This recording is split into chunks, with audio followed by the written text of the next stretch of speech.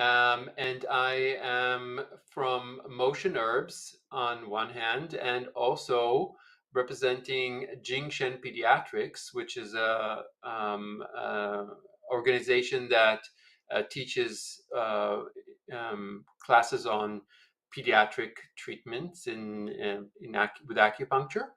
And I'd like to thank the American Acupuncture Council for having me today and helping me host this um, very interesting talk about the concept of Yin Fire in pediatrics.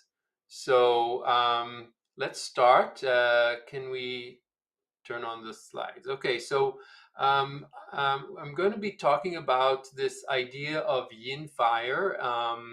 And before I actually would like to discuss that, I wanted to uh, bring your attention to the idea that comes from pediatric acupuncture, and I'm going to talk about this for a second before we go into Yin Fire, and that is a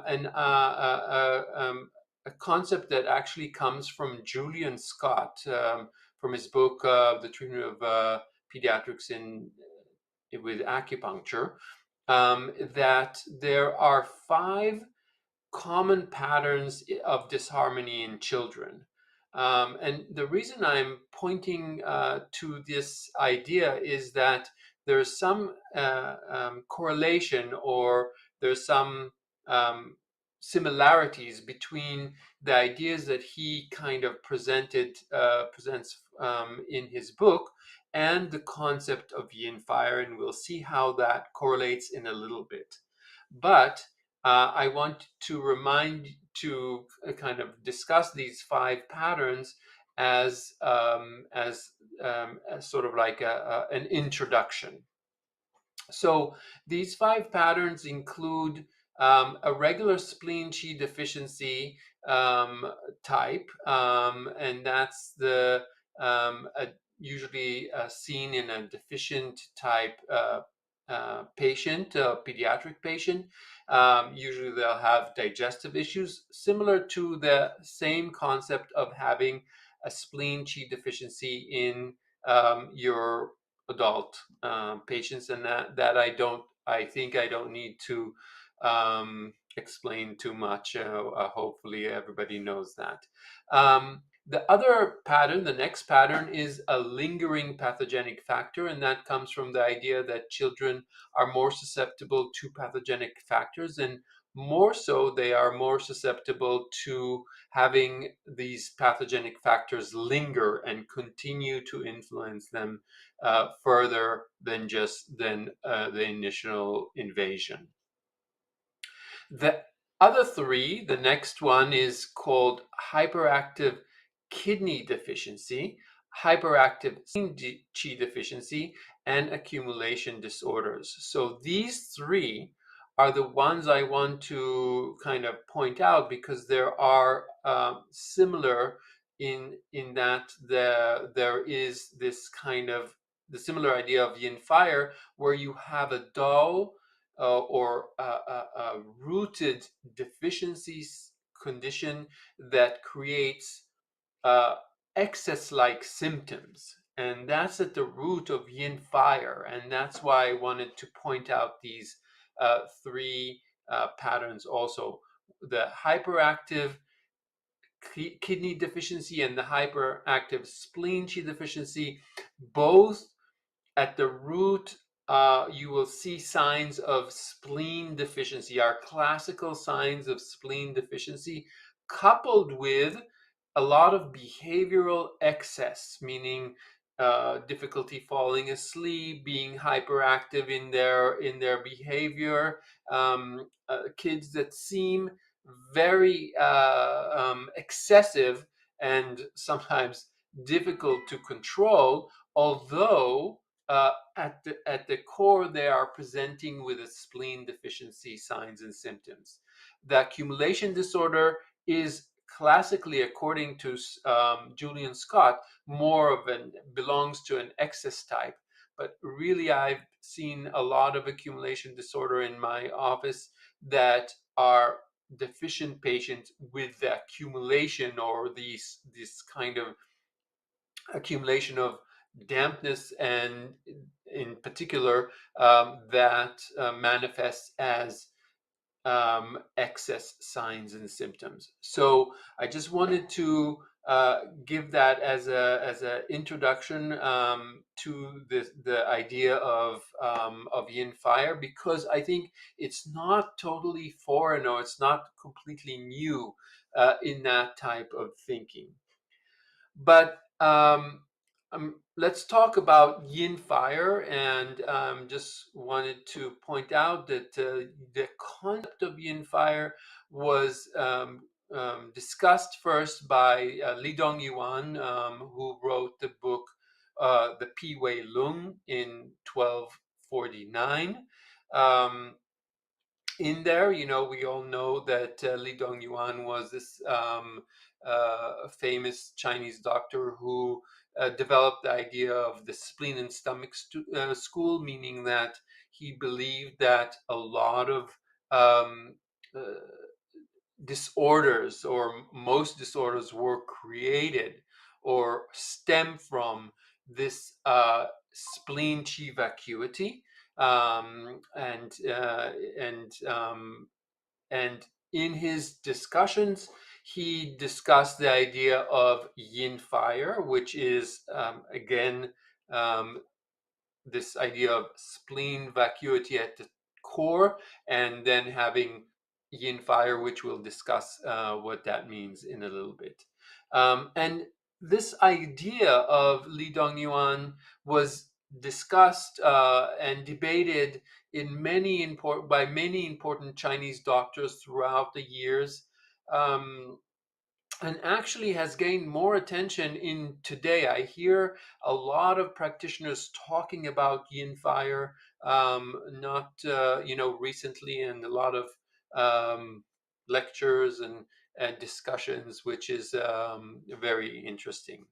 And the reason I think it's becoming very popular is because it's actually can be an explanation for many chronic diseases, or diseases that are a mixed pattern of excess and deficiency in combination, and we'll see how that works well in a little bit.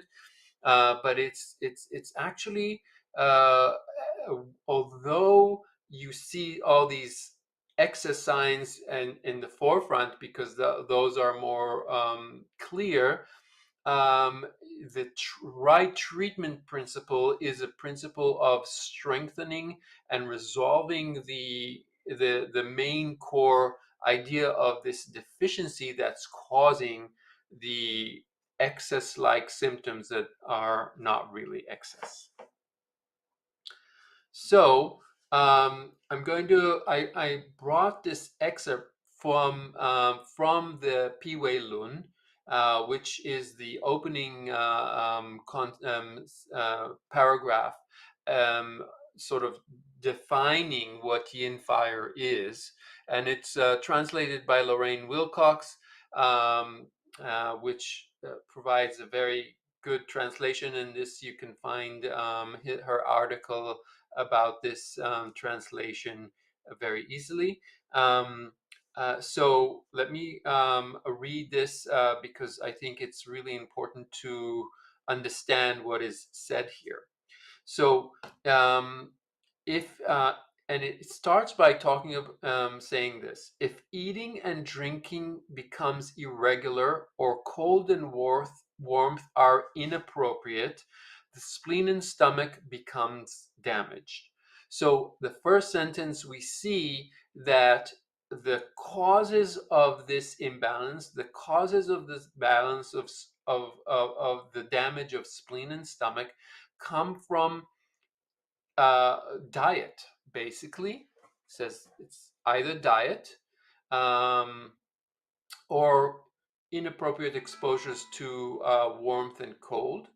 And the diet is really a very important aspect of that, and we have to I want to point out before moving on that is at the core of the treatment principles. When I recognize Yin Fire, diet is one thing. I have a very long discussion with my patients, with the parents and the children, depending who I'm treating, about regulating diet, and not so much, not as much as I put as much as emphasis on the scheduling and how you eat, and enough chewing and not swallowing your food, but chewing it and giving it time, and having and eating in regular schedule, as part of this kind of healing of the spleen and stomach. So this is a very important aspect that we need to pay attention to. Then he goes on saying, or joy, anger, anxiety, and fear can also consume original chi, or it's called, he names it as yuan chi.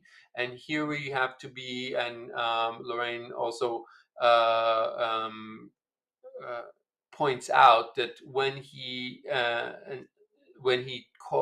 calls yuan chi, we have to be careful not to confuse that with what we call yuan, kidney yuan, or yuan source. It's a different, this yuan chi is very much associated with what we might call the qing chi, or the clear chi that comes out of digestion, right? So um, after gu chi is derived from the food and drink, it is it is connected with the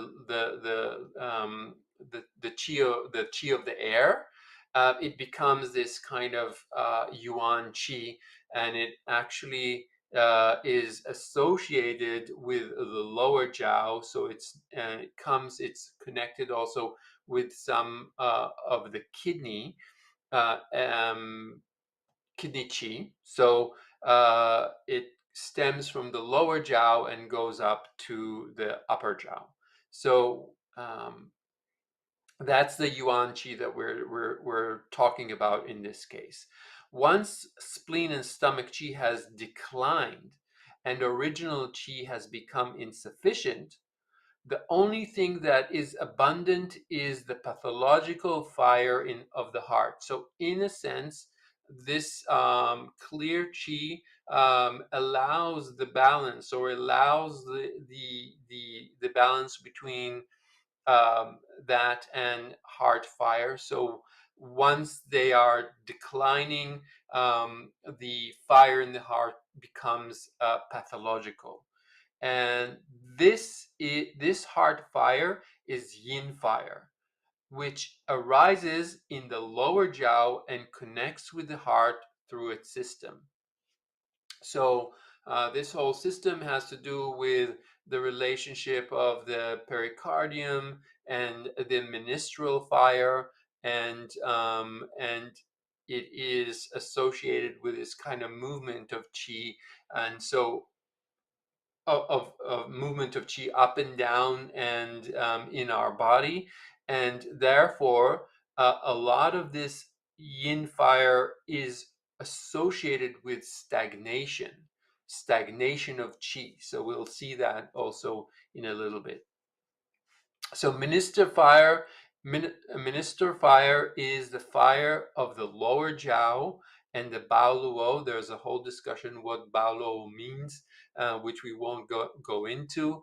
Um, um, and once that ministerial fire is this, it is the thief of original qi. Fire cannot coexist with the original qi. One of them will become victorious and the other will be defeated.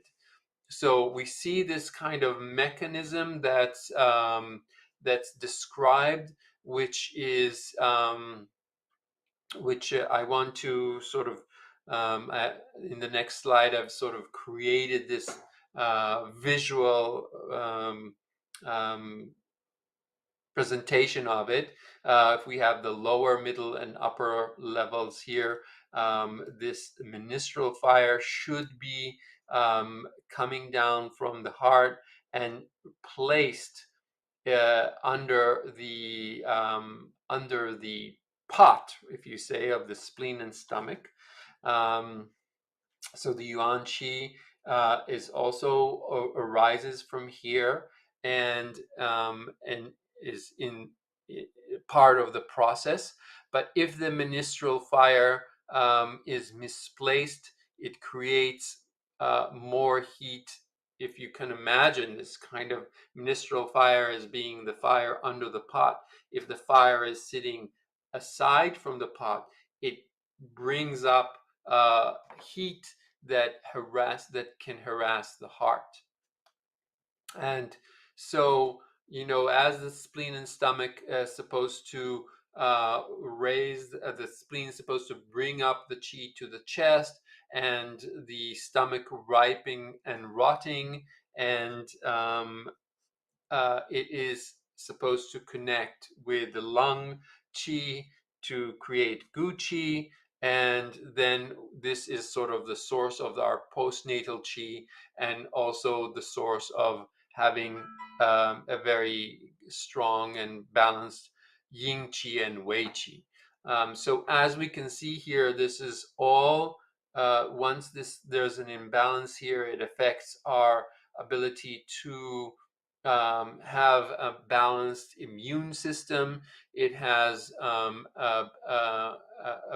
it will affect the mechanisms of our own energy, so that it will be very imbalanced. And if we understand this pathomechanism, we can understand and see it in our patients much clearer.